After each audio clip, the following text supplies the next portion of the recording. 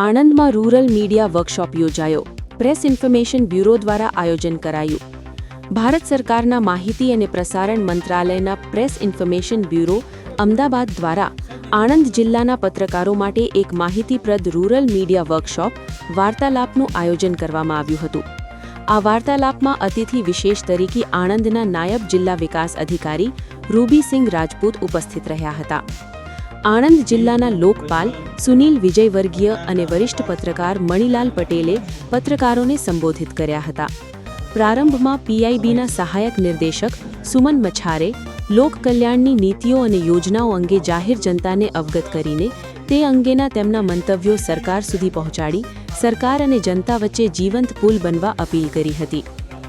આણંદ જિલ્લાના મનરેગાના લોકપાલ સુનિલ વિજયવર્ગીયએ વીબી જીરામજી અંગે વિસ્તૃત જાણકારી આપતા કહ્યું કે જીરામજી યોજના એ વિકસિત ગ્રામથી વિકસિત ભારત 2047 સુધી પહોંચવાની યોજના છે. આ 125 દિવસની રોજગારની ગેરંટીએ એક લોકપાલ તરીકે સાંભળવી પડતી કામના દિવસો ઓછા પડે છેની ફરિયાદનું સમાધાન છે. સરકાર દ્વારા આપવામાં આવતી 125 દિવસની રોજગારની ગેરંટી સાથે દિવ્યાંગ સ્ત્રીઓ, ટ્રાન્સજેન્ડર દરેકનું ધ્યાન રાખવામાં આવ્યું છે.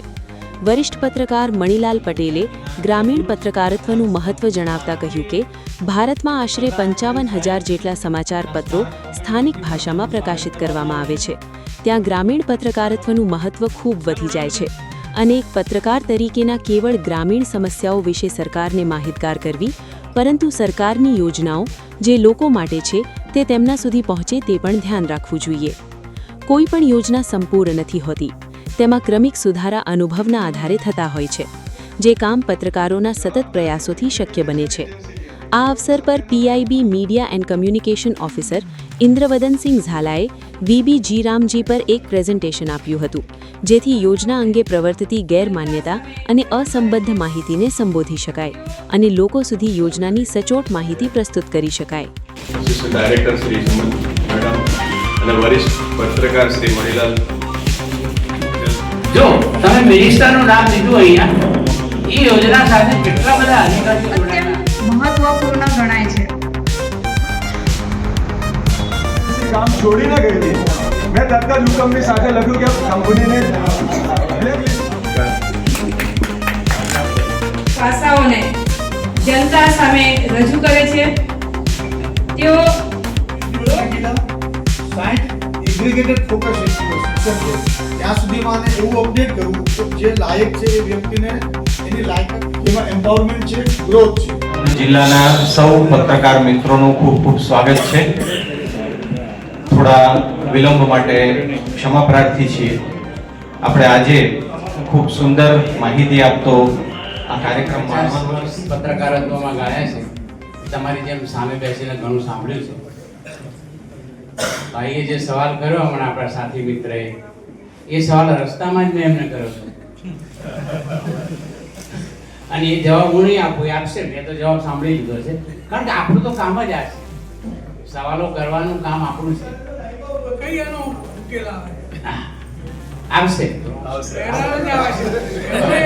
હું હમણાં આજના ગ્રામીણ મીડિયા વર્કશોપ વાર્તાલાપના કાર્યક્રમના સ્ટેજ પર બિરાજમાન આપણા મહાનુભાવોમાં શ્રી લોકપાલ શ્રી સુનિલ વિજયવર્ગીય સર, તેમજ સિનિયર પત્રકાર મણિલાલ પટેલ સાહેબ, media and communication officer Shri Indravadan Jhala સાહેબ, આ સૌનું અત્રે હું ભારત સરકારના માહિતી અને પ્રસારણ મંત્રાલયના પ્રેસ ઇન્ફોર્મેશન બ્યુરો અમદાવાદ તરફથી સ્વાગત. નમસ્કાર આપ સૌને. મંચ પર બિરાજમાન સુનિલભાઈ વિજયવર્ગીય, લોકપાલ મનરેગા, જે હવે જીરામજી બિલ તરીકે ઓળખાય છે, એના આણંદ જિલ્લાના લોકપાલ છે.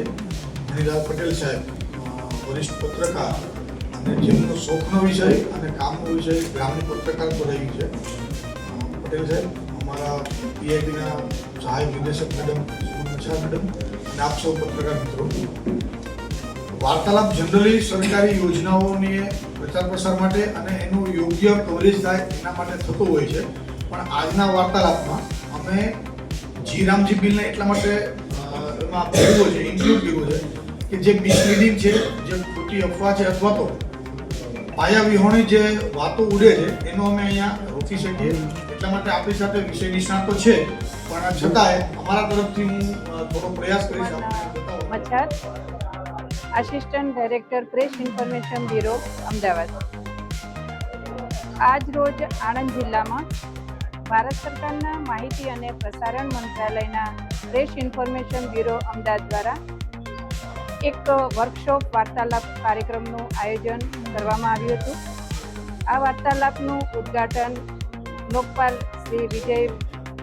શ્રી સુનિલ વિજય વર્ગીય સર અને સિનિયર પત્રકાર મણિભાઈ પટેલના હસ્તે કરવામાં આવ્યું હતું. સાથે સાથે ઉચ્ચ અધિકારીઓ પણ પ્રેસ ઇન્ફોર્મેશન બ્યુરોના ઉપસ્થિત રહ્યા હતા.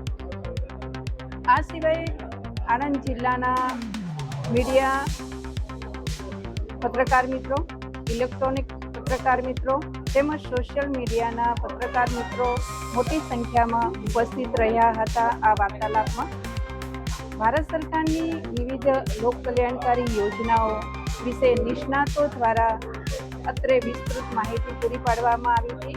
સાથે સાથે પત્રકારો તેમજ નિષ્ણાતો વચ્ચે એક પ્રશ્નોત્તરી સેશન પણ રાખવામાં આવ્યું હતું. ભારત સરકારની હોય કે રાજ્ય સરકારની હોય, વિવિધ લોકકલ્યાણકારી યોજનાઓ ગામડાના છેવાડાના આમ પબ્લિક સુધી પહોંચે અને એનો સીધો લાભ જનતાને મળી રહે એ ઉદ્દેશથી આ વાર્તાલાપનું આયોજન સુનિલ કુમાર વિજય વર્ગીય, લોકપાલ, આણંદ જિલ્લો.